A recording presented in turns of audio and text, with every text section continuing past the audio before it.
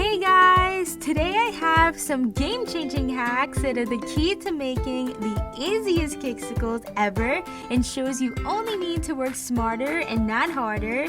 No more brushes, messy chocolate, or scraping the backs, and say goodbye to cracks for good. If you follow these steps, the result will always be no fail. And I also wanted to thank my amazing subscribers for your support with this Valentine's giveaway to make some fabulous sweet treats of your own. The winner will receive a mini silicone cakesicle mold as well as this year's Sweet Tooth Fairy Valentine sprinkle mix. To enter, all you need to do is follow me on my Instagram and subscribe to me here on YouTube. Then leave a comment below this video of your Instagram username with a heart and arrow emoji. I will be announcing the winner on my Instagram story next Friday, January 20th. And as a bonus, if you're interested in making your own DIY custom packaging for your cakesicles, I will be showing how to create these elegant boxes on the Cricut machine in my next upload. So hit that bell and turn on those notifications. There will be another giveaway in that video as well, so you don't want to miss out on all the magic.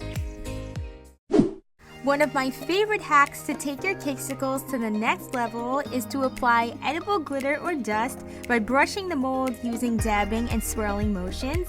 This works well for any type of chunky glitter or dust, such as tinker dust, by clinging right to the silicone, giving it more of a shiny finish instead of appearing dull over the chocolate base. As for the right chocolate, Merkin's or Ghirardelli works best since they stay fluid at lower temperatures, so once they hit that mold, it won't dry up right away. The brands you want to avoid are anything from the craft store because they set much faster. Also, I can't stress enough to thin out the chocolate even more with a thinning agent, such as coconut oil or paramount crystals for that super runny consistency. Instead of grabbing a brush or spoon, put the chocolate into a piping bag and trim off a tiny corner, filling the cavity enough without going up the sides, then shaking to settle out the chocolate. The idea is to form enough of a shell and to avoid covering the slot of the mold. It's so much easier this way without having to worry about reinforcing the edges. Such a game changer. This method works for both mini and standard size cakesicles. However, I made the mini because that's what fits in my cakesicle boxes. I will link the mini ones I use down in the description box below. To give you an idea, this is how much I fill, making sure to stay below the slot. It's important to let the chocolate set completely. After that base layer is dry, you can proceed with adding your cakesicle dough. I shape and roll a small bowl of dough, then flatten into a rectangle. The key is to ensure this piece of dough is flat enough. That way it leaves enough space for the chocolate to cover completely and clears the edges top to bottom and side to side to access tight areas. That's where the chocolate is going to flow. When making unique shapes like the heart, press the cakesicle dough into a cookie cutter that is similar in shape. This allows you to leave the perfect amount of room in the mold, just as we did before. Make sure to flatten this enough so it doesn't overfill the mold. Once you're done shaping, go ahead and press an indentation directly in the center of the dough with the popsicle stick.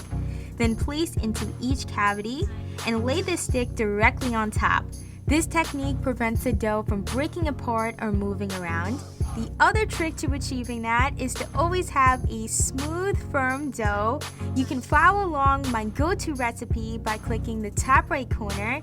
I use this base recipe for all my cake pops and cakesicles with any flavor of Pillsbury mix.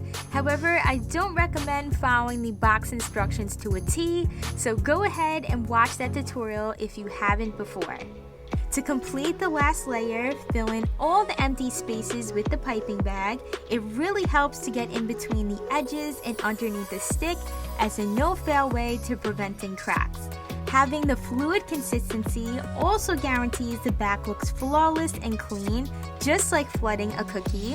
And the best part is there's no need to scrape off the excess. I don't know about you, but that was never fun for me. After finishing the final touches, it's time to pop the Cakesicles in the fridge for about 15 minutes or until completely set, and we're ready to peel back the silicone a little at a time to remove from the mold.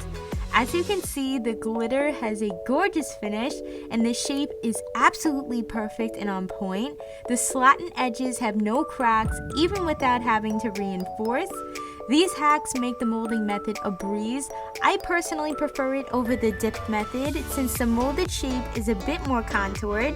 Dipping in a coat of chocolate can cause the Cakesicles to slightly lose their shape.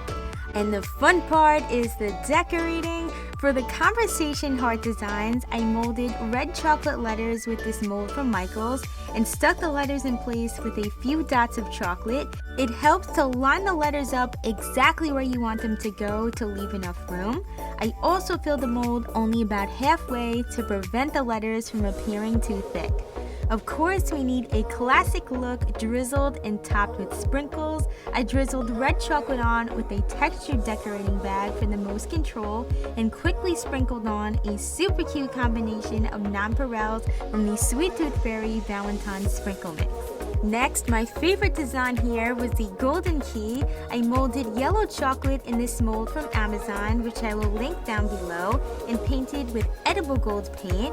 It helps to start with that yellow base so that you don't need as many layers of paint. On the other red sparkly Cakesicle, I molded red chocolate roses with this mold from Celebrated and arranged them towards the bottom near the bow. You can't go wrong with this simple yet elegant look. To achieve a pearly finish, my go-to luster dust is the Mother of Pearl from Sugar Art. I'm tapping the excess off my brush and swirling the product on top. And the Sweet Tooth Fairy Sprinkle Mix had these adorable XOXO sprinkles and hearts that I added across on a diagonal. If you don't have them, feel free to mold the XOXO with chocolate instead. Last but not least, showcasing your hard work is all about the presentation. In my next video, I will be showing this Cakesicle box DIY on the Cricut. The standard box holds 4 mini Cakesicles, and the hard box holds 3 heart-shaped Cakesicles made with the mini hard popsicle mold from the Shein website. I hope you guys enjoyed these cool Cakesicle hacks you may not have experimented with before, and it inspired you to try something new. Give this video a thumbs up if it did, and don't forget to enter the Valentine giveaway. It's Christina here. Thank you so much for watching, and I'll see you in the next video.